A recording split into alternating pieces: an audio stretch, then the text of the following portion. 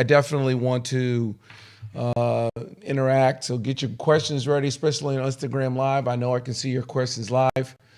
And I wanted to talk just a bit tonight. So welcome to everybody from wherever you may be. So glad you're here. Come in, come in, come in. People are waving at me from everywhere. Welcome. Appreciate all of you and your loyalty. And if you're watching here with us on YouTube, please subscribe, share, like, do all of the things that you're supposed to do. Hello from Chicago. Hey, what's going on, folks in Chicago? I was just there. I had an awesome time meeting with John Hanna. Brilliant, inspiring man of prayer. Really challenged me and really said some good stuff to me. Just a good older brother kind of person. I don't want to tell everybody his age, but it was just a really good conversation. Someone just asked, do I vote? I definitely vote. I think you should prayerfully vote. I think we're supposed to be in the world, not of the world. I haven't voted yet. I'm going to get up tomorrow and vote. I tried to early vote last week, but I wasn't able to do it. I went to the wrong place. I wasn't in the right county, and I saw a place and stopped and figured I could run in there and vote, but I wasn't able to. But I'm definitely going to vote tomorrow. You want your voice to be heard. What's the point of crying out to the heavens if you're not going to let your voice be heard in the earth? So get on in here. Let's jump into it. Let's get to talking. And hey to everybody in Fayetteville. I certainly don't want to act like Fayetteville is some kind of foreign country. Everybody in Fayetteville is great. I was just there in Fayetteville. Great spot. Got a buddy up there trying to let me hunt. He's got a bear on his land, and I'm thinking about killing a bear this year. And so hunting season is about to start. And so I see folks coming and joining. Let's get in right into it. For all of you on Instagram Live, okay, this is Beyond the Pulpit. Andy Thompson, so glad you're with us. For all of you watching on YouTube, the title that I have of the show tonight is Kyrie, his view, and kind of viewpoints, and really finally a question of, is anybody really free? And I think it's really important for us to kind of talk about what our perspective is. And I want to spend just a couple of minutes just talking about perspective. And I'd love for us to share and talk about that. I'd love to hear from you on Instagram Live and YouTube. So glad you're with us. Because I think that there are several levels of perspective. And I think that it's very important where you put your eyes. That's about the size, where you put your eyes. That's about the size of it. And so I think that when we're looking at someone like Kyrie Irving and his position or what he sees, I think the first question for all of us to ask is, number one, can you actually see? Can you see? How does your vision work? Someone just asked me a question about voting. It's amazing if you're watching television right now or any kind of sports or any kind of thing, and you're just being bombarded by commercials on who to vote for, what to vote for. And I mean, if you're just ignorant, if you're not aware, it's really sad. The ads really do give us a glimpse into the way that the campaign managers really do see America. Like, they really do see us as lowest common denominator, just not that bright. You know, I don't know Sherry Beasley personally because she's running for a Senate. I don't know her personally. I have had some interactions with her. But if you watch some of these commercials, it's just insane. Sherry Beasley, let meth addicts go. It's just the way that if we allow Sherry Beasley in there, by the time they get done, you know, just depicting someone in such a negative way, it's clear that they believe that people can be duped, that people just don't see clearly. It's just smear campaigns. Nobody's talking about what she really stands for or what any other people really stand for. Somebody said, what state am I in? I'm in the great state of North Carolina. And I'm sure wherever you may be, when we were in Chicago this past week, when I was in New Jersey this past week, wherever I've been, if I'm watching football, whatever, just during it, this is election time, and there's battleground states that are in contention. And when you look at the way that the ads, it should make you ask the question, number one, can you even see? How well do you read? How much do you read? Where do you get your information from? Can you recognize anything? I think that a part of even the whole Kyrie thing, and I'm no shade meant at Kyrie. I mean, I think he's an interesting guy. I think he's trying to be free, and he's finding out he's not quite as free as he thinks he is. I don't know if you're like me, but I'm like, my God, if Kyrie Irving ain't free, he tries to give $500,000 to the league, and they turned it down. First of all, when you turn down $500,000, you got too much money. Hey, Kyrie, Victory Park, okay, somebody give him my number. You just got too much going on when you're going to turn down $500,000. What I'm saying to you is he really free? Or any of us really free? We can look at someone like an athlete, someone like this who's a professional who we think is rich and we think they're set, and we just figure they can just say whatever they want and do whatever they want. And in a sense, he's kind of behaved in that way, and come to find out there are consequences for everybody. And now he's got a viewpoint. Someone just said he studies history. He's not trying to sell his soul. I'm with you. I agree. I just think that it's a first question I want to pose to everybody tonight. And that number one is, can you see? I have my glasses on. I had really good sight for a long time. Can you see? Then the second thing is, well, what do you see? Just because you can see doesn't mean that you know what you're looking at. So a big part of the Kyrie thing is he promoting this? What did he see? What his perspective was? I watched his interview after the game in which he's trying to say, well, I'm not necessarily trying to promote anything. I'm just saying, hey, I watched this thing. It was informative to me. In a sense, trying to escape a little bit of the responsibility of his own influence, which you can't do. You can't do that and have a Nike deal, okay? The only reason why Nike's giving you a deal is because you are influential. So you can't now say, well, no, I'm not. Well, oh, you're not? Okay, well, then we'll suspend your Nike deal then. Because the reason why we have a Kyrie shoe is because people will want to buy your Kyrie shoe because they like Kyrie.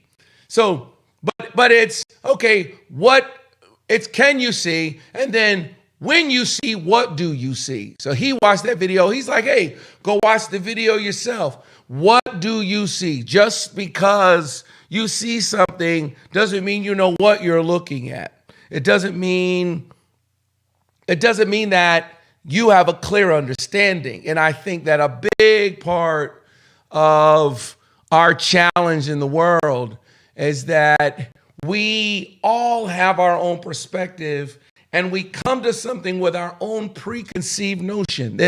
There was a time, maybe there never was a time, but I just feel like there was a time when maybe folks' minds were a bit more blank. Maybe people's minds weren't necessarily so made up, so that when they came to an issue, they didn't come to the issue with the history of this agenda or with the history of this reason behind why they're taking the stance that they're taking. I think this is one of the challenges that I'm sure people have with Christianity. I know for myself as an African American, it's a part of the challenge, is that I have to admit that that the history of Christian theology within the last 200, 300, 400, 500 years, I know that sounds like a big number, but in a sense, Christianity has been used to reinforce white supremacy. And so I have to admit that there's a bit of an agenda behind certain Christian theological interpretation. And when that interpretation is challenged, it's not just challenging it from a biblical theological discussion, it's also challenging it from the perspective of people who need theology to be that way to reinforce behavior that they had and behavior that they continue to have so that they can sleep at night. And so what I'm saying is what Kyrie sees as an African American, what I see as an African American, what you may see as a Latin person, what you may see as an Asian person, what you may see as an African person. I was amazed when I went to Africa and just found out how much Africans look negatively at African Americans.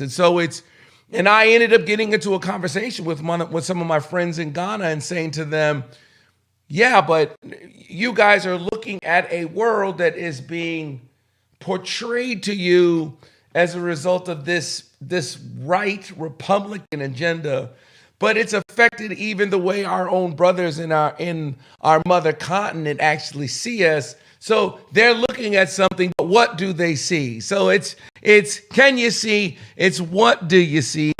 And then the third question is, well, can we correct bad vision? Like, can we get you some glasses? Can we get you some corrective lenses? Can we get you some contacts?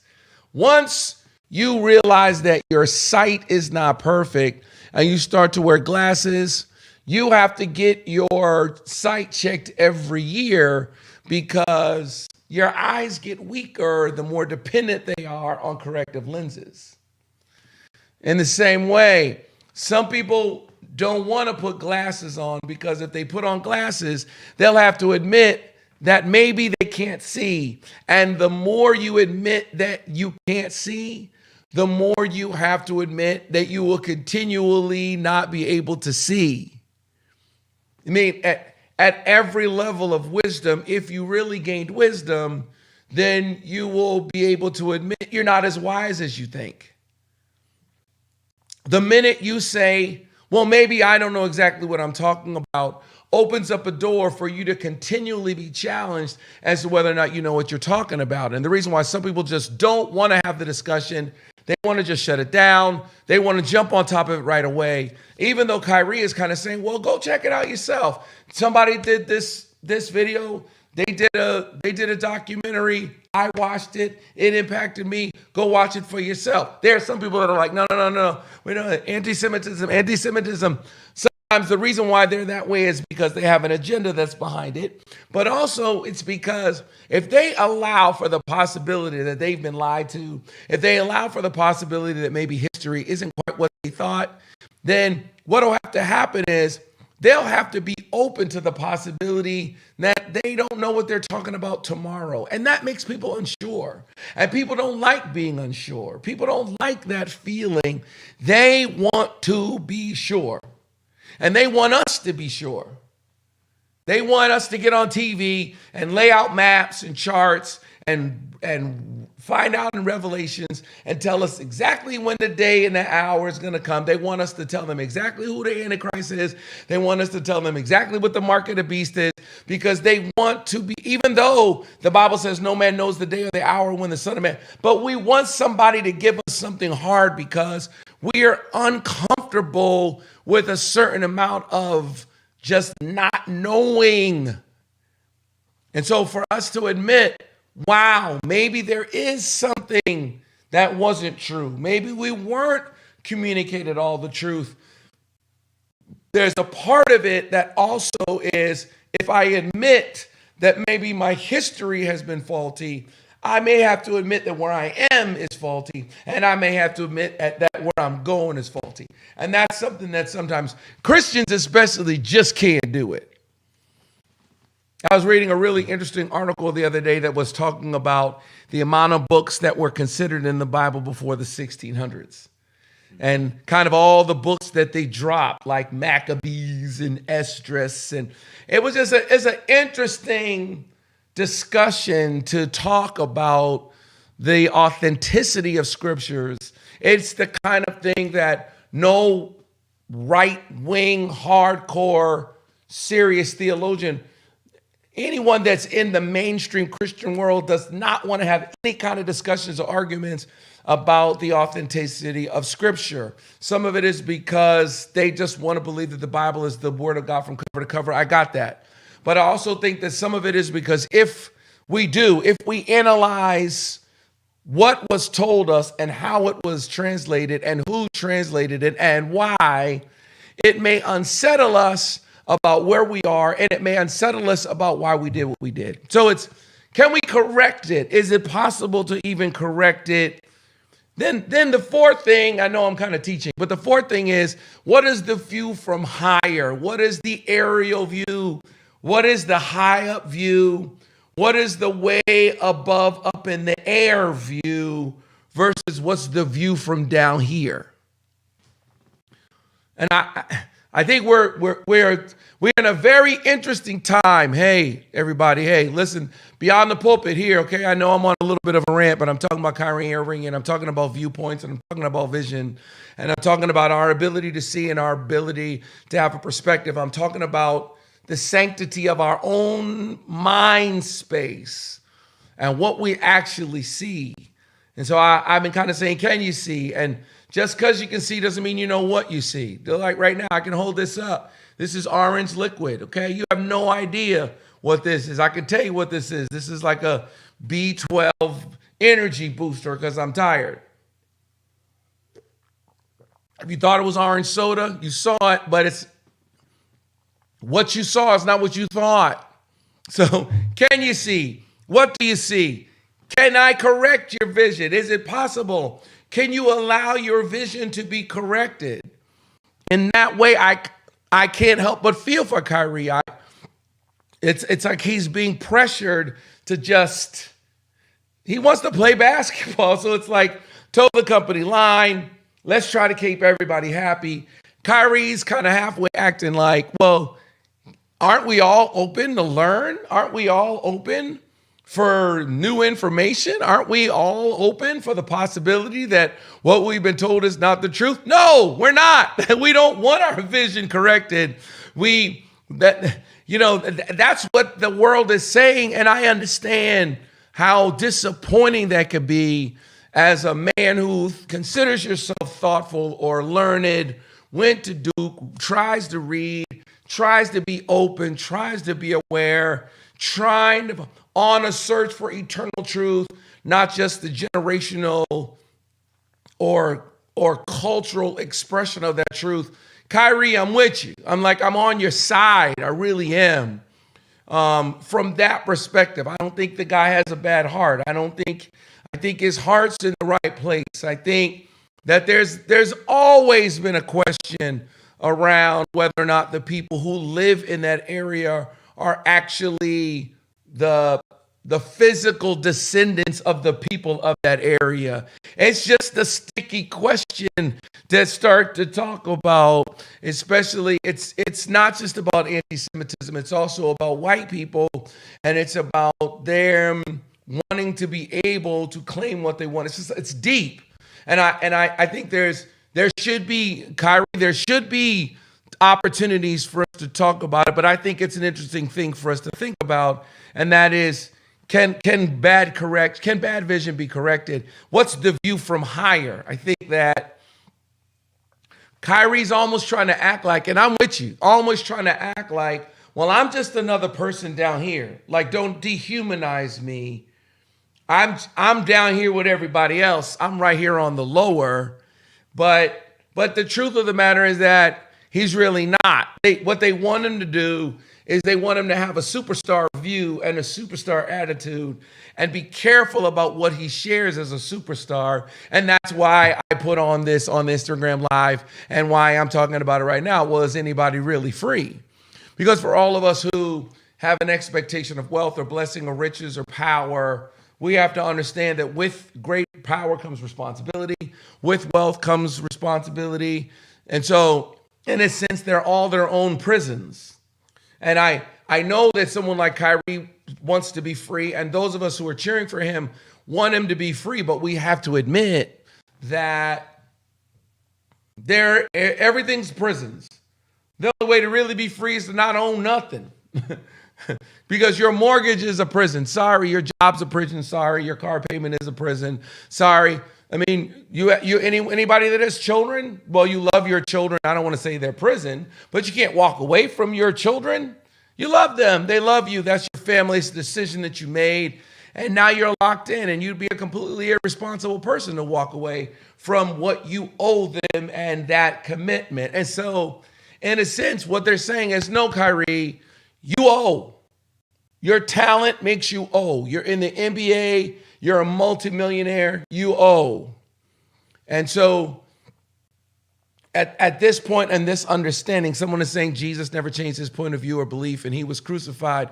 Yeah, I know, but we're not talking about Jesus. I mean, I got you. And the whole point, and I appreciate the comment, but the point of it is for us to be like Christ, and those of us who are Christians, and to follow, but to really see, okay, what is that higher view? Part of the reason why Jesus was crucified is because his view was from a higher place. And there were people that were on a lower place who weren't interested in a higher view. They weren't interested in a view of God as our Father. They weren't necessarily interested in a view of love your neighbor and love your enemy. They weren't necessarily interested in do unto others as that's from a higher view. When he started to say, well, the Father and I are one, blasphemy, because not just because it is against their religious thought or belief, but because what he was saying was challenging to the status quo and their power system. And it's just an interesting thing. So I think it's an interesting thing to think about, considering the way that we are, the way that we're raising our children, especially today. Because I think that right now we're living in a time in which we really do want to get down on our children's level, and we really want to hear what they're saying and really have an understanding of them, because we love them. A lot of us were raised not feeling like we were heard. we weren't heard. We weren't listened to. No one cared what we thought. We were ignored. And so now as parents, we don't want to perpetrate that same behavior on our own children. And so now I think we're overcorrecting and are overly sensitive around what our children are communicating. And we have to be careful that we keep giving them the higher view. Because the view from higher is, yeah, but it's 8 o'clock. But the view from higher is, yeah, but you need to play the piano. The view from higher is, yeah, but it's time to go to school. The view from higher is, yeah, but I didn't ask you if you wanted to do your work or not.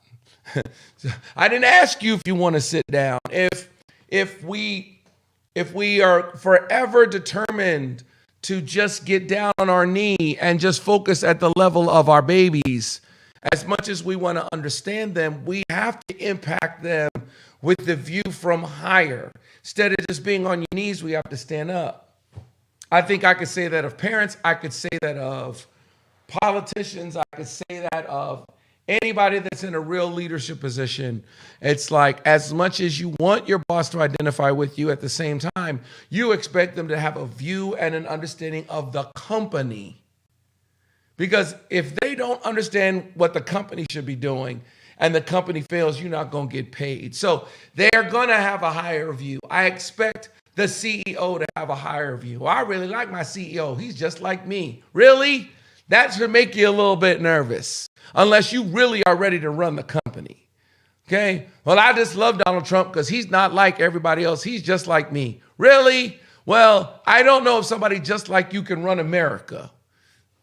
And so, I mean, I got you, but I don't know if you should be voting for someone because they're just like you.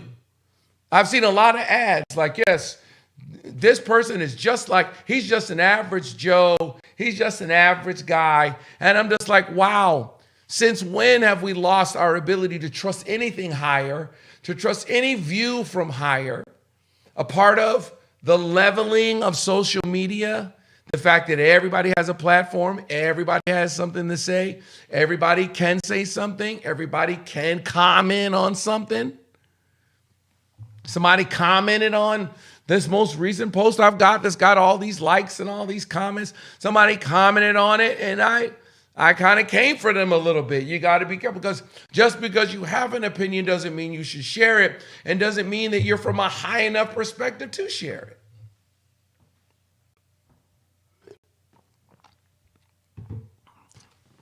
For those of you that are familiar with your Bible, the Bible says, don't think of yourself more highly than you ought, but rather in sober judgment according to the measure of faith that's been given you. So someone felt that they had the right to comment on this show, on whether or not I'm preaching the gospel in this show. And I'm like, well, first of all, I'm not on stage right now. I'm in my house. This is in my study. I got Thanos in the background right here. I like Thanos. So this is not, I'm not opening up the Bible right now. I'm not breaking down scripture. I may refer to it every now and then because it's in my heart. But no, this is me talking. And then who are you to tell me whether or not I can sit here and talk about this? Maybe I have a higher view. Maybe I have a higher view because I'm in my 50s. Maybe I have a higher view because I've been doing this for 40 years. Maybe I have a higher view because I got 20,000 people. Maybe, just maybe, I know something you don't know. And we're going to have to ask ourselves, can we accept a view from above? Can we accept a higher view? What does the higher see that you don't see? What does God see that you don't see? What do your parents see that you don't see? What does your mentor see that you don't see? What does your pastor see that you don't see? What does your leader see? What does your supervisor see that you don't see? What does the CEO see that you don't see? Just because it's not at your eye level doesn't mean it's not vision. Then my fifth thing is, can you agree with higher? Okay? So if higher comes and says something to you, can you agree with it? Can you only follow if you agree? If it's beyond your mindset. If someone says something to you and they're on another level than you, they're at another place than you, they're in another place in age, they're in another place of experience, they're in another place financially, they're in another place responsibility, they've done things you have not done. If they give you a view and give you a perspective, are you so defensive of your own horizontal perspective that you can't receive anything from higher? And if someone on another level says to you, yeah, I get it, but you're going to understand it better by and by. Trust me.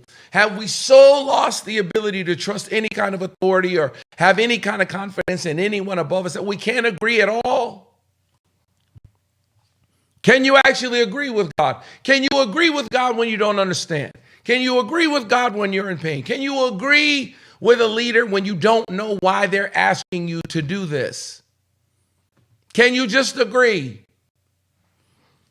It's sight. And then beyond agreeing, does that agreement adjust your sight? I was watching Sunday Night Football, and it's like, yeah, you got, I guess it was Patrick Mahomes, and then also it's like Kelsey, the tight end.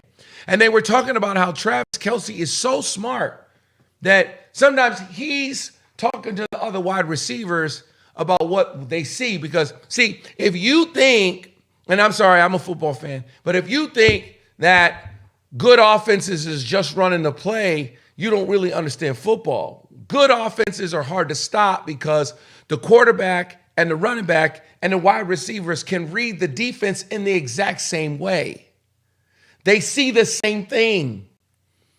Right now, the Tom Brady's and the Aaron Rodgers, the Russell Wilsons, the guys who have been really good quarterbacks for a long time, it's not that all of a sudden they can't play no more.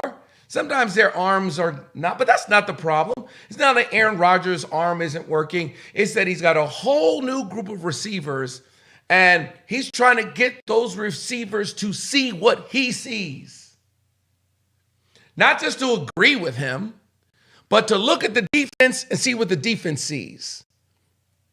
And as you move further, as you go along the way, the more you work with the quarterback, the more you and the quarterback see and you develop this chemistry. The chemistry that you develop is not just you like each other and you went out to lunch, you went out to dinner and you saw the same thing. No, the chemistry you develop is that you both read the defense in the same way. So if it's two backs or if this, then you're going to do an out. Now the quarterback can anticipate what you're going to do, throw the ball to you. Okay, I'm too deep into football. My point is that can you see as a result of agreeing with the quarterback that is God, or agreeing with the quarterback that is Scripture, or agreeing, this is where the Bible kind of talks about the fact that the letter killeth, but the Spirit gives life. There is the rhema and there's the logos. It's both. And we can get stuck so much in the play that we're not able to adapt when we read the defense. And my argument is that a part of agreeing with God or agreeing with a leader or agreeing with a mentor is inevitably your mind begins to adapt and you begin to think like they think and you begin to see what they see. If you are constantly fighting and constantly arguing, some of it is that everybody is just so determined to hold on to their mindset and their perspective and their viewpoint that they can't change and they can't adapt. They're resistant. And it's so interesting that we live in a time of free speech, more information than ever, more sharing than ever, more communication than ever, more outlets than ever, and there's more resistance than ever to really learn and really see something, really understand something, and to allow our viewpoint to be affected in a significant way. I just think it's an interesting discussion. I'm sorry. Maybe this is too heady of a conversation for, I don't think so, but I just think that we have to ask ourselves a hard question, and that is, well, what do we see and what do we know and why do we know it and why do we think we know it? And how is any information ever communicated? And if Kyrie Irving is right, if that video is right, I haven't seen it.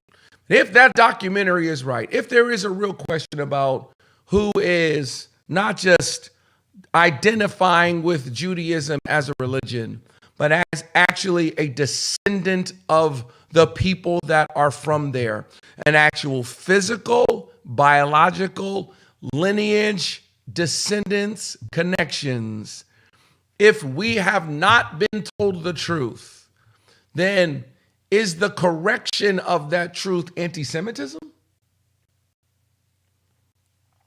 And if we have been lied to, then how can we ever be told the truth?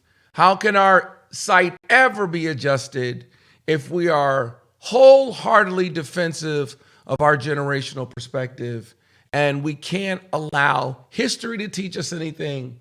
We can't allow technology to teach us anything. I mean, I understand it. I get it. I think that part of the blame is just the way that it's often communicated. I know that I have to be careful about that in myself. I have to make a determination to comment on something without complaining about that generation's perspective. It's to comment, not fuss about how, I don't see it right. That's what, got to get away from that.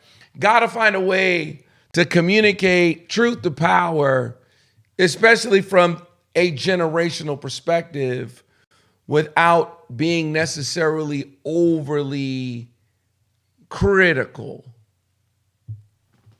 Someone is saying, yeah, this isn't a new concept. Black Israelites and all of it. Absolutely, it's not a new concept. You're exactly right.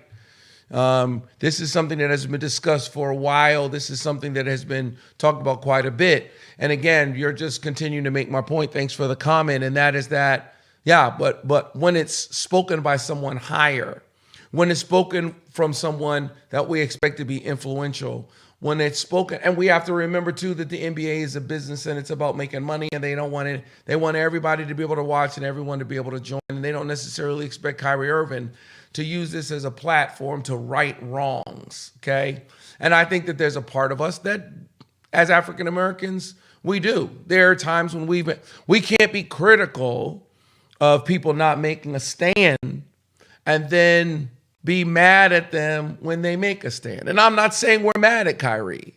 I'm just saying that I feel him. And I think the ability to see and then make a transition into action is the challenge. I think that's one of the questions that I had that was in, there's always questions that are being posed to me about vision. And I think one of those questions was, well, how does vision turn into action beyond just, oh, this is what I see, but how do I take next steps? How do I say, okay, well, this is what I see. Now I'm going to take this step. How do I begin to do that? And I think the start of that is it's definitely having your courage. And I definitely am someone who, as a result of, and I've seen people, talk to people, had conversations with people, so it's not just about me. I talk to men all of the time. It's absolutely possible to lose your courage just as a result of what life has done. Now there's an opportunity that's in front of you, and you're a lion that doesn't have any courage. It's the Wizard of Oz. It's, do I have a brain? Do I have a heart? Do I have any courage? Okay, I'm on my way to Oz. I'm on my way to higher. I'm on my way to greater. I'm on my way to more. As a matter of fact, I've been inspired by someone else's journey. This person's trying to get home. This person is sure about what they want. They want to get home. As a result of their journey, I am now inspired to believe specifically for what I want. First question is, can I get a brain? Can I get my mind changed? Can I get my head together? Because ultimately the story really is about Dorothy. But so it's, I want to go home. First person she meets on the yellow brick road is the scarecrow. So the first question is, okay, do you really know what home is? Do you really know where you want to go? Is your mind renewed? We're off to see the wizard. He's going to give you a new mind, meaning the journey is going to give you a new perspective. The journey is going to make you see something. Are you prepared for a mind that is different? Are you prepared for a different mindset? Because the way for vision to become reality is your mind has to change. One of the most difficult things for people is for them to realize that you can't get to a new place off of vision with the same mindset you have right now. Your mindset will have to change. And your mindset doesn't just change because you want it to change. Your mindset changes because you read. Your mindset changes because you allow your mind to be influenced by other minds, whether it's the mind of God, or it's the mind of a philosopher, or it's the mind of a professor, or it's the mind of a teacher, or it's the mind of a leader or a communicator, whether it's this, whatever show it is, Dr. Jordan Peterson, whoever it is, you allow your thoughts and mindset to be challenged by another. That affects your mindset. Can't get to Oz with the same brain you landed in you can. If you're on your way to the Emerald City, you got to get your mind together. Next person she meets is the Tin Man. He doesn't have a heart. So number two, what you're passionate about, what you feel, what you love. You may find that what you love is different. Gonna be hard to get to a vision loving the same thing you've always loved. You may have to find new love. You may have to find new passion. You're extremely passionate about video games. I don't know if you're going to make it to the Emerald City very passionate about that. You may have to be open for your passions to change. You may have to be open for new love to be introduced, for new, and this is very difficult because we're creatures of habit, especially when it comes to relationship. And so God, life, our own pains introduce new loves to us. New family to us, in-laws and cousins and brothers and sisters and new folks we meet on the job. And we can be resistant to those new relationships of love because they have their own demands. You have to come to grips with, what does this person want? What do they desire? And how does that pull on you in the particular direction that you're going in? Your heart is a big part of how you get to that destination when it comes to your vision. And then finally, it's your courage, which is what I started this thing talking about. And that is your courage. And whether or not you actually have found your courage, whether or not you found your boldness, whether or not your boldness was stolen from you. Was your boldness stolen from you by pain or by loss or by disappointment, or they fired you, or someone embarrassed you, or someone abandoned you, or someone left you? And it's absolutely possible for pain to leave you cautious. It's absolutely possible for age to make you cautious. And now here's an opportunity for you that's open. It's a door, but it's going to take boldness to walk through it. So she needed her mind, she needed her heart, her passion to be affected, and she needed her courage to be significantly impacted. And if you saw The Wiz, okay, then you know that from the beginning, when Dorothy was in Brooklyn eating collard greens, okay, she was scared. And her auntie M was like, yo, you total got to find a place of your own. It's time for you to get back out there. You're going to have to discover. Courage was her whole big thing. And then, of course, in The Wiz, Richard Pryor ended up being a fraud, blah, blah, blah, blah, blah. But I don't want to go too deep in it. But all I'm saying is that to transition from what you see into actually walking in it, you're going to have to get your head together. You're going to have to get your heart together. You're going to have to get your courage together. And I think you're going to have to be prepared for the fact that your vision, your final destination, it has requirements. And freedom isn't really free.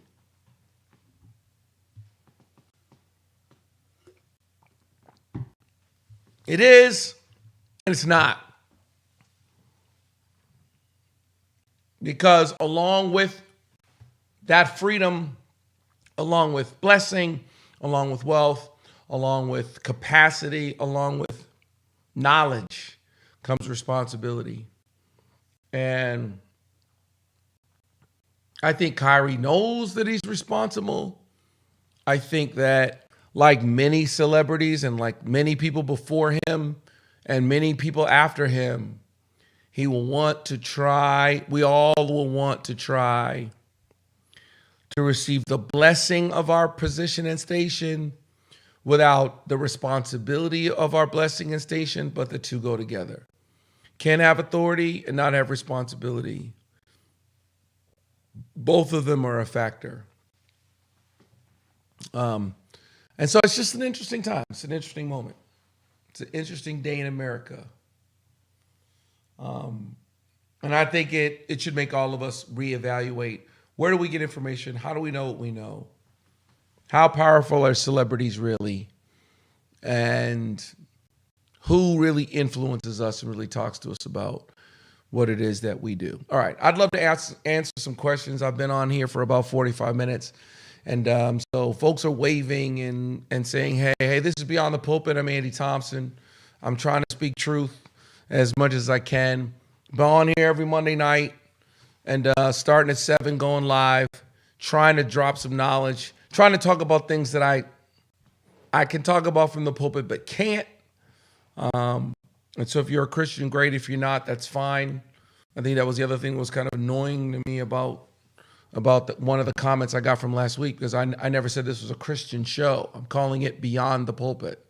I think we have to ask ourselves, does everything we do have to be Christian, or is it possible that as a Christian I do something? That's the question. Does every single entity I create, does every single solitary thing I do have to end up being a Christian thing? So if I have a bakery, is it a Christian bakery? Or am I a Christian who has a bakery? And I think that I've decided that, sure, I am a Christian, but every single solitary comment out my mouth isn't necessarily going to be. I also can speak as a man. And I think that that's why I decided to do this show. It's called Beyond the Pulpit. And it's like a podcast. It's like an interactive discussion. It's like a conversation. So if you got a question for me, anybody on Instagram Live want to ask me a question about just about anything, I'm down to answer it. If I got some questions that are coming in from the YouTube, any of my producers want to give me any kind of question, I'm down to answer any kind of a question along these lines, or just about anything in the bit of that we have remaining. I figure I'd be on here for about an hour, so maybe I can ask some questions. John, you got a question for me over there? So somebody on YouTube, Tyler Chisholm, I believe that's how you say his last name, okay, Tyler, asked, pretty interesting question. Can you break down the history of Israelites and Jewish beliefs?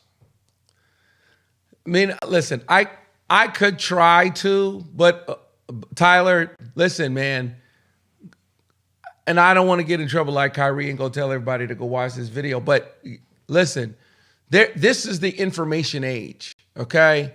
There's all kinds of information out.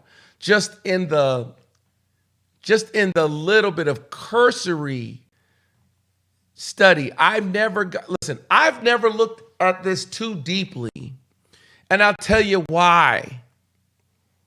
Because Paul said, okay, whatever was to my profit, I consider loss. There's no one will argue about the Apostle Paul's lineage. No one. Paul says, if anyone thinks they have reason to have confidence in the flesh, I have more. Circumcised on the 8th day, of the tribe of Benjamin, a Hebrew of Hebrews. In regards to the law, a faultless Pharisee is what he calls himself. Zeal, persecuting the church. Then he says, but whatever was to my profit, I now consider a loss in comparison to the surpassing greatness of knowing Christ Jesus, for whose sake I've lost all things. I consider them rubbish, that I may gain Christ and be found in him, not having a righteousness of my own that's based on the law or based on my birth, but a righteousness that is based on faith in Christ. So whenever any black Israelite, they approach me, and one of them wanted to have a conversation with me. They heard some of my pro-black speech, and I guess they thought I'd make a great black Israelite. But one of the things I said to them was that, even if I was, Jesus comes at a time in which he's saying, don't think you can relax just because Abraham is your father, because I'm telling you now that the axe is already at the root. So I'm not trying to, I feel like if it's in the intention of righting a wrong in history, gotcha.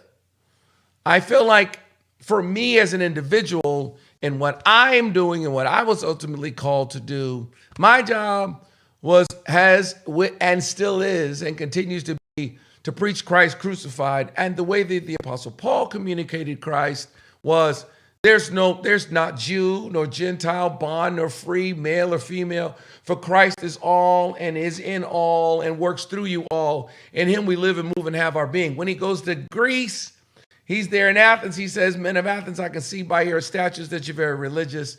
You even have something to the unknown God. That's where he says, in him we live and move and have our being. So I think this whole who's a Jew argument, I think it's interesting, but I think that if you're a Christian, Paul is saying, why would we saddle you with circumcision when it didn't work for the Jews? And so in Christ is the fulfillment of the law. And so that's why I've never gotten too deep into this discussion. So if you think I came on here to talk about black Israelites, I did not. I was just kind of trying to talk about Kyrie's view and his freedom to express it, and my view and your view, and asking yourself, what do you know? What do you see? And is it possible for your view to be corrected? Is it possible for anybody in America's view to be corrected? And us really asking ourselves what we've been taught and focusing on that from a historical perspective to gain some perspective and freedom. I get that. If we're going to talk about it purely from a Christian perspective, even if you found out that you're a direct descendant of the line of Judah, you still better have some faith, because you have been justified by faith. We have peace with God through whom we have gained access by faith into this grace in which we now stand. And so it's an interesting conversation. All right. So what do you tell someone who has the vision, but isn't comfortable making the tough decisions concerning the vision or the purpose that they feel like they have to walk in? So if someone has a vision, but is finding it difficult to make those tough decisions, first of all, what I will say to them, I can identify, I can concur that there are times when you are weighing the risk. You're doing risk analysis and you're asking yourself, okay, my God, this step might offer me a certain amount of freedom. There may be a certain amount of blessing. There may be a certain amount of peace, but there's also going to be a level of exposure. There's going to be a level of, my God, I know exactly what that feeling is. I know it today. I know it right now. Even as I'm trying to do this Victory Park, it's like, it's not like I don't have a space to be in. Now, certainly BPG needs prayer. And I do feel like we have reached the capacity of what we've been able to do in that space. And I do think there's something to be said about owning your own space. But the vision I have from God is huge. And even what I've shared, and if you don't go to my church, but I'm just talking about me, just identifying what I see, and then the challenge of getting it done, and what it may cost me emotionally and mentally and financially. In terms of my life and my race, I definitely feel that. So number one, I can identify. Then number two, I think you have to do a real no-joke risk-cost analysis about where you're supposed to go versus the safety of where you are right now. And I'm not saying that with any kind of shade. I think you got to put a lot of things together. I think that your age is a factor in it. If you're watching me and you're younger, I'm going to tell you, jump out the boat. I moved to North Carolina 20 years ago. Okay? I was 34 years old. There's a totally different perspective at 34 than there is at 50. It's just a different world. You're just at a different place. I was young, I was hungry, I was healthy, I was full of energy, my kids were young. This was the time to take a risk. Sometimes I think a part of the challenge of the millennial generation, not trying to throw shade at you guys, but the phone and social media has given you such a glimpse of instant success that you almost feel like if you're not a millionaire by the time you're 35, you failed in some way. My journey started at 35. Up until 35, I had been serving other people. Up until 35, I was in the wilderness. Up until 35, I was just making what people would agree to pay me. I moved to North Carolina to start my journey to success. I didn't have it in my mind that I would be a success by the time I was 34.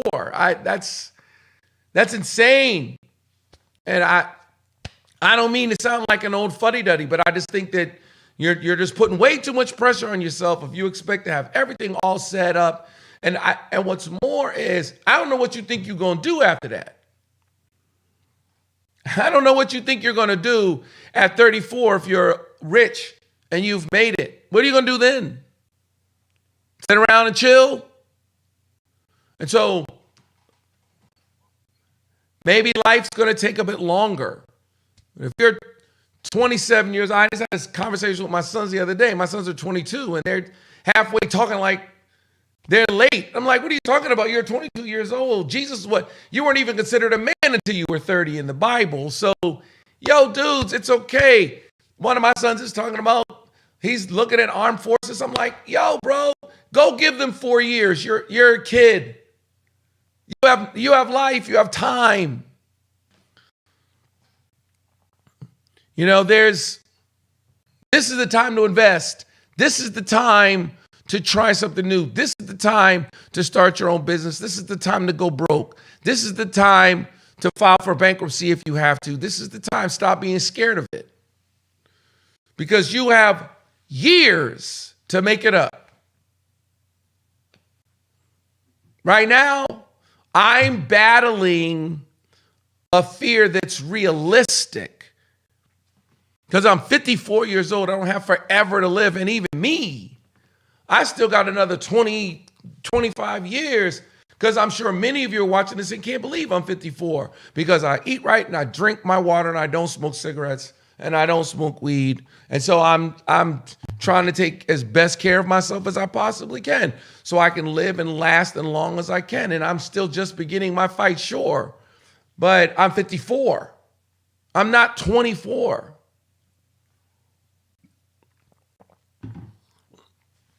If I was 24, if I had it to do all over again, my whole 20s would be totally different than it was. I was in a great big rush to grow up. There was a great big pressure on us to grow up. And you all have to realize that there's a pressure to grow up when the life expectancy is nothing. If life expectancy is 66, then yeah, everybody graduated from high school and got married and went and got a factory job because they weren't going to live for so long anyway. If the life expectancy is now going to be 80, 85, I saw a video this morning that was saying that there's 4 primary causes of death. Cardiovascular disease was one, which is kind of your heart. Diabetes was the second one. Cancer was the third one.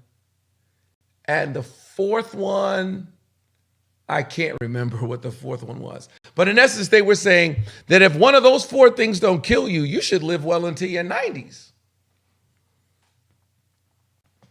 So if you can drink your water, if you can eat right, if you can stay away from you should live well into your 80s and 90s. If you're going to live into your 80s and 90s, then you might want to take a deep breath and relax and maybe see your 20s as still a time to become.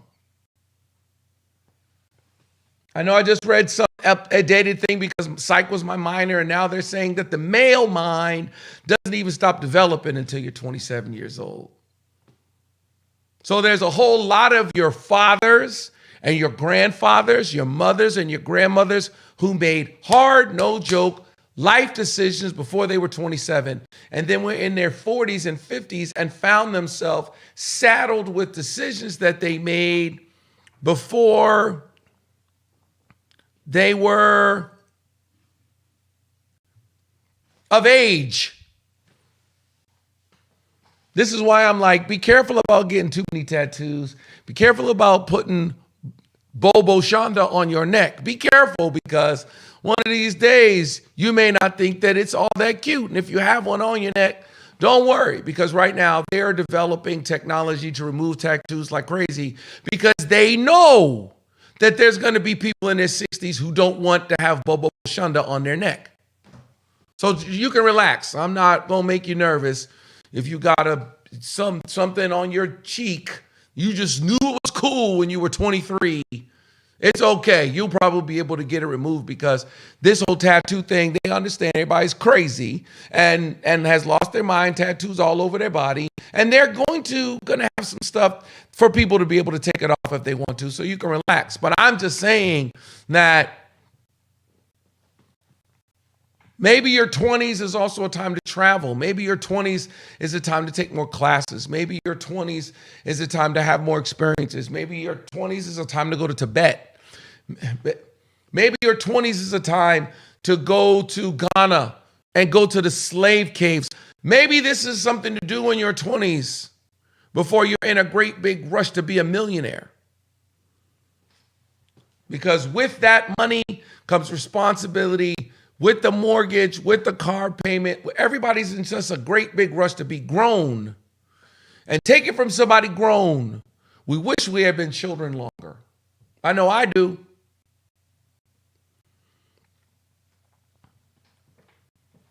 And so it doesn't mean of course, there's a ditch on either side of the road. So it doesn't mean just smoke weed and play video games all day. No, dude, get up and go get a job.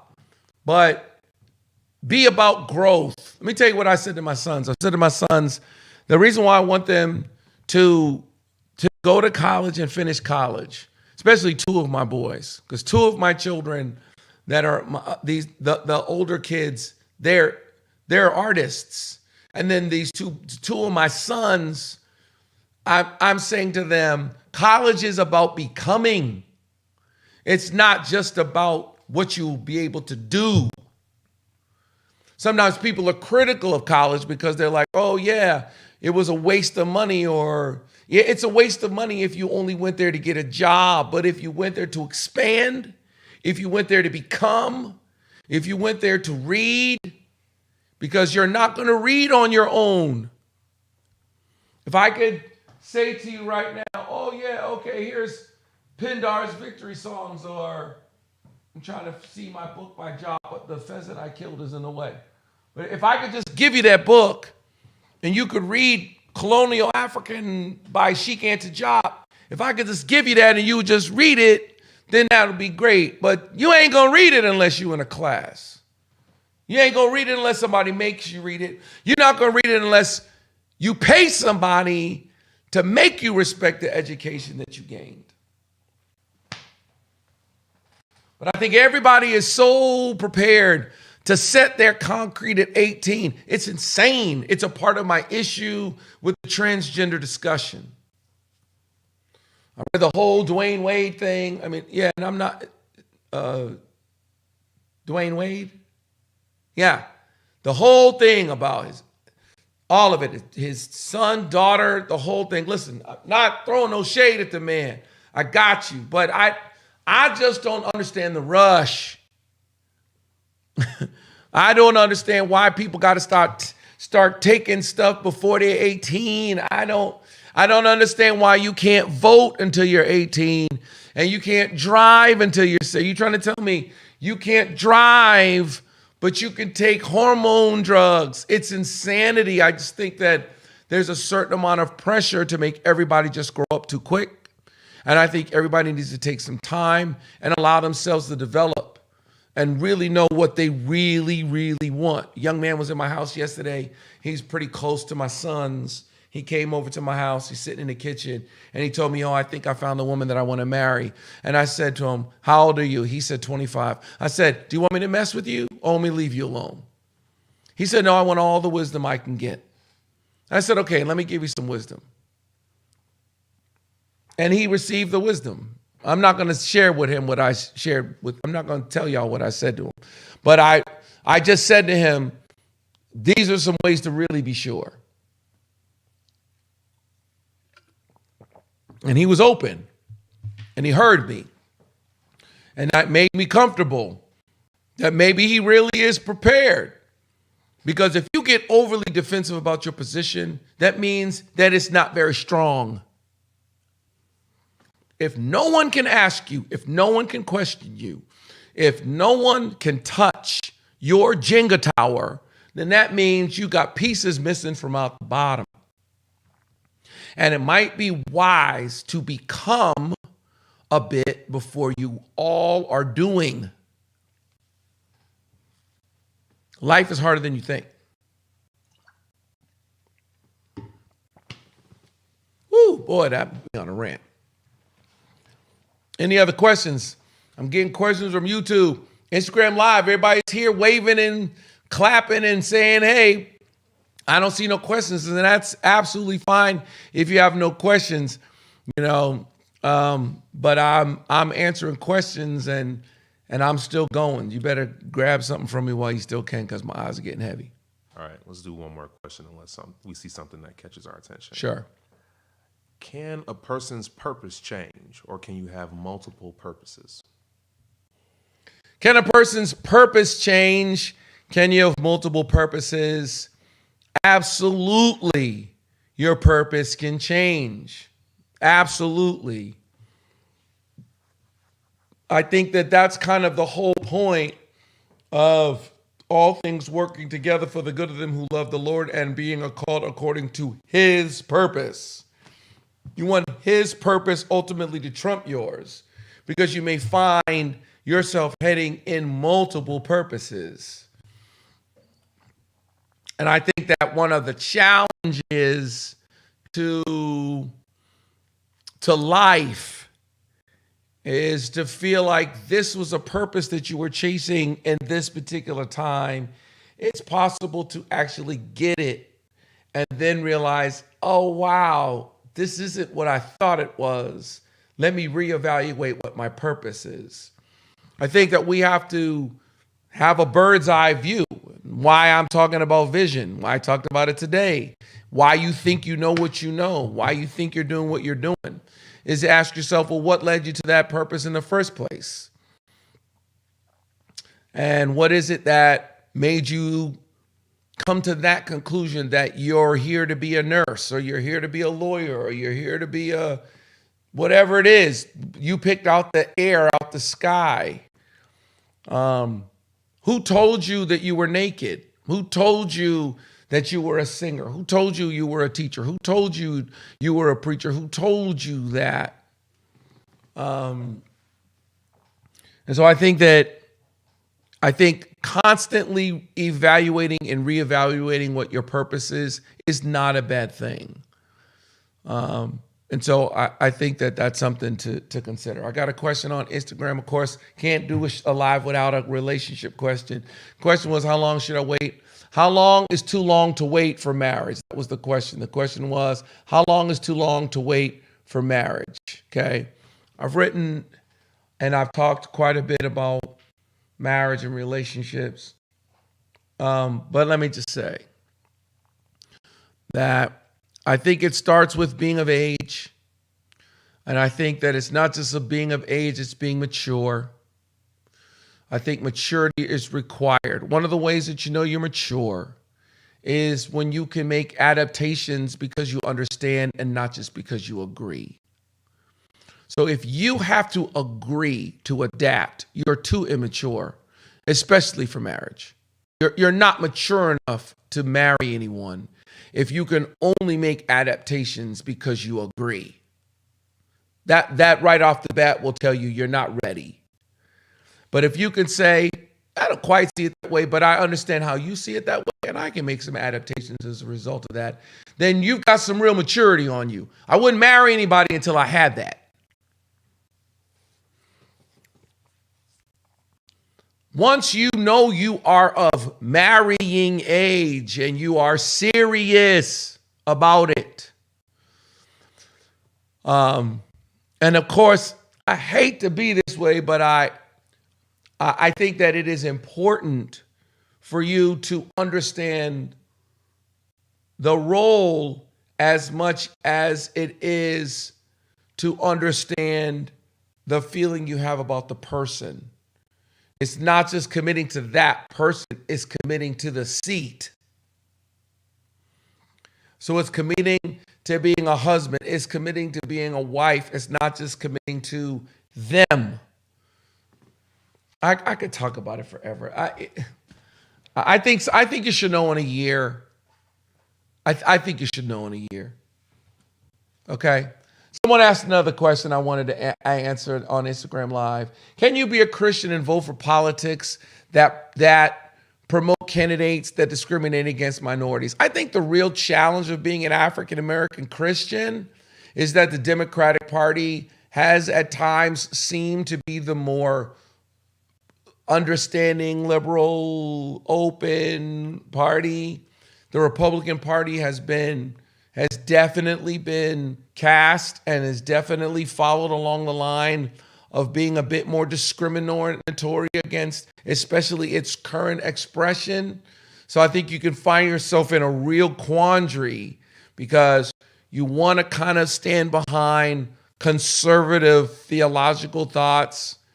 At the same time, you want to have a certain amount of understanding for people in the position of minority, and you're looking at a candidate that you wonder if they can represent you as a minority. And I think that this is a part of the battle. This is the part of the issue of being in the world but not of the world. This is a part of that challenge. And that is that you have to understand that candidate. You can't just vote just along party lines as best you can. You have to vote your conscience. You have to know something about the candidate. You have to know what they stand for. And you also have to remember that America is not the kingdom of God. And I know that we want it to represent the kingdom, and that's great. Me too. But just because the kingdom is not popular doesn't mean it's not powerful.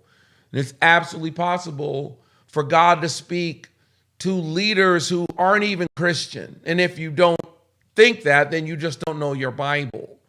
And I think that Christians have to ask ourselves, are we Josephs and Daniels, or are we Pharaoh? I think we're trying to be Pharaoh. We're trying to be Nebuchadnezzar. And I'm not against us ruling, but I think that we also have to be okay with the prophet dream interpretation administrative seat. And so I think that you need to read. I think that you need to vote. I think that you need to not be so easily motivated by just the far right conservative hot button, ooh, let's push your buttons and throw something in your face. I think if there's anybody that can do it, it's African Americans. I live in an area in which most of the chiefs of police around here are black women. I don't think there's any better job for a black woman than chief of police. I mean, I don't want to say that, but I think if anybody should be chief of police, it's an African American woman. I think it's just great.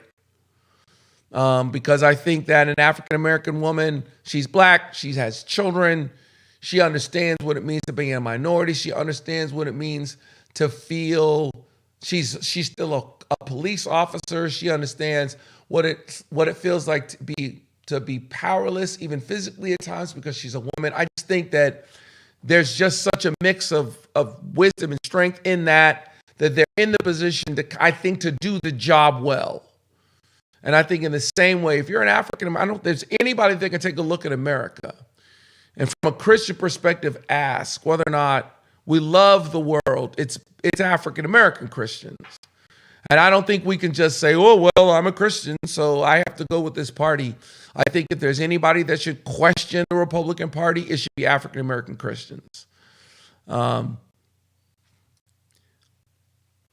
don't want to just sit here and just spout Candace Owens' thoughts, but I do think that African Americans have to ask ourselves whether or not the liberal agenda is what's best for us when it comes to unity.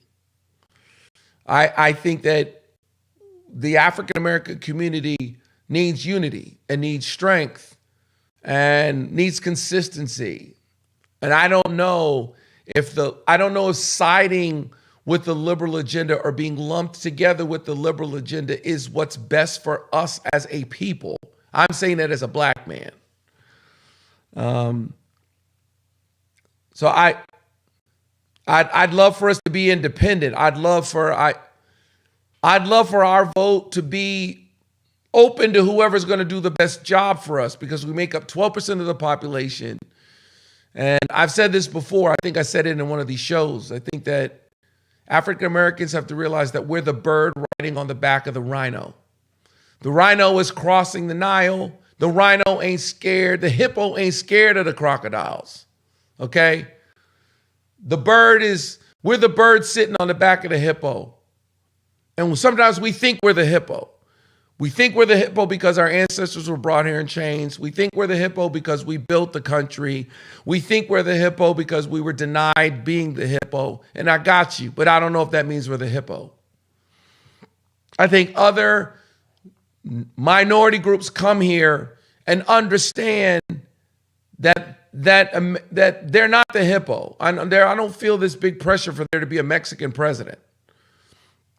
I don't feel this big, huge pressure for there to be a Chinese president. I think Chinese people come here. I think people of Asian descent come here, and they are on the back of this hippo called America, and they're trying to eat and establish their family and establish some wealth and try to secure the future of their line. And I think that that's something that African Americans need to reevaluate. And I think if we were to do that, then we'd want to know who's best for America, and we would support who's best for the hippo since we're riding on the back of it. Okay. I got a smirk question. Sex, money, intangibles, religion, kids. SMIRK. Okay. Sex, money. These are things you should discuss while you're dating. You should talk about sex. While you're dating, you should talk about money. While you're dating, you should talk about the little things, because the little things mean a lot. The little things like neatness, the little things like tone, the little things like attitude, the little things like just how you do some of the things that you do. Because those little things mean a lot when other things are wrong. So when I first came up with Smirk 20 years ago, I was saying that a disagreement in one of the 5 areas is enough to destroy your relationship. And I counsel people and have counseled people. I don't do it as much as I used to, but I've counseled people that have multiple issues in multiple areas. An issue in one of them is enough. Just one. I was talking to, so there are times when you'll hear people broke up and you'll be like, you broke up over that? Wait. You're telling me you broke up because they don't call you back? That seems like a small thing, but that's an intangible thing. But that small thing becomes a big thing when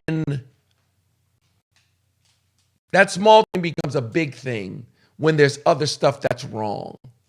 You got sex problems, you got money problems, you got religious disagreements, you got kid disagreements. Then all of a sudden, the way you pop your gum is just too much. And I just can't take it. If you pop that gum one more time, I'm going to scream. And it's the gum, but it's not really the gum. It's the belching, but it's not really the belching. It's the snoring, but it ain't really the snoring. It's the don't call me back, but it ain't really the don't call me back. It's a little thing that means something bigger.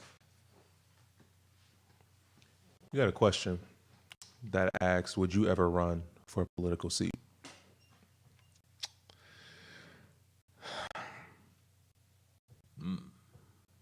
I mean, I will never say never. I don't know. I know just from watching just the last 6 weeks of just where politics have just evolved to, like where it is, just the mudslinging that is being elected. I think it would be hard for me. It'd be tough. I could see myself sitting down with a campaign, not to mention the fact that I don't think by any stretch of the imagination that God is done with me. I'd have to talk to God about that, because a politician is someone who represents the people. And a part of this role is to at times represent God. And after I'm done representing him, I'd like to be able to represent myself. I'm doing a simple podcast on a Monday night, and I got people that got the nerve to tell me I can't represent my own ideas. So I know I've been in public service my whole life. I've been doing this my whole life. My father was a pastor and is a bishop. I'm the oldest. I was under the scrutiny, under the glass from when I was a child. And I started preaching when I was 15. So I've had the light on me the whole time. Politics would be interesting, but politics is representing the people. And I think that sometimes we have to realize that a politician's job is to represent all of the people. My disappointment in Biden is I really thought Biden, since he was an older white man, I really did think that he was going to do a better job of being everybody's president. That's what I thought. Because I think right now, the country is abundantly overly divided into radical groups of really far right people who think that everybody who don't think like them should be locked up, and way left people who think that everybody who's sick should be able to be a lizard if they want to. And I think the country has to really be run by conservative liberals and liberal conservatives. That's somehow we got to get that to be the middle. And we need a president that both parties can stomach. And I thought Biden would do that because he's old and white and has corporate backing. So I figured he would do that right off the bat. He starts letting people, born men, swim against girls. It's ridiculous. Okay? As a father of daughters, there's no way I'm letting my daughter play volleyball against some girl, quote unquote, spiking it into her head. That's just not, it's ridiculous. So I really did think that Biden was going to be a little bit more of, hey, I understand the liberal feelings and that percentage, and I got that, I got to represent that, but I also have to represent the part of the country that feels like this needs to be heard, and I'm disappointed in him as a result of that. I felt like,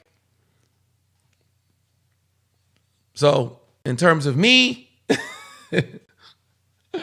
running for public office, don't hold your breath. All right.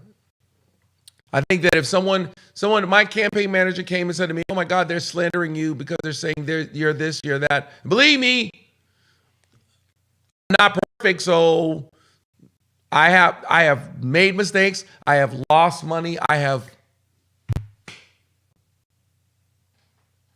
I need grace and mercy, and I'm not perfect.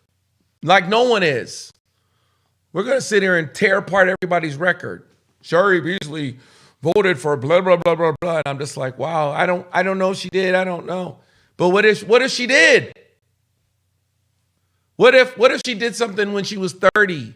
The whole Kavanaugh thing, the whole confirmation, is like, yo, we are really seriously talking about something this dude supposedly did when he was 16 or 17 or 18. My God, yo, let me tell y'all right now, if you go back in time, start talking to people about who knew me when I was 16 and 17 and 18, just forget about it. I will not be confirmed, I'm telling you right now. I don't think many of you would, but there's no way. Now, maybe Trump done changed the rules, just grabbing everybody's booties or whatever, but I didn't do that neither. My God. All right. But I'm just saying, it's an interesting world. It's an interesting time. Someone asked me an interesting question about raising children. You know what? There are times when I think about, if you watch me, listen to me, every now and then I do get off on a tangent and start talking about kids and how we raise them, how we're raising them. I do have strong opinions about that. Infancy and child development was my minor. Studied it for quite a bit. And I do have, I was a teacher, so I do have a perspective about children. And I am an Xer, so I do have a perspective. Sometimes maybe I will do an actual thing on child rearing, and I'll answer that question. But anyway, all right. I think this has been a pretty good Beyond the Pulpit. And all of your get vision, get understanding, have a dream, have a vision, a goal that's bigger than what you're able to do. Have courage. Get your mind together. Get your heart together. Pray for me. I'll pray for you. And thanks for being with us tonight. This was Beyond the Pulpit. Andy Thompson. Like, share, subscribe. Let somebody know. Everybody on Instagram Live, thanks for being here. Share it. It's going to be here. I'm going to save it. It will be here. And it'll be here on YouTube. Okay, thanks. See you next time.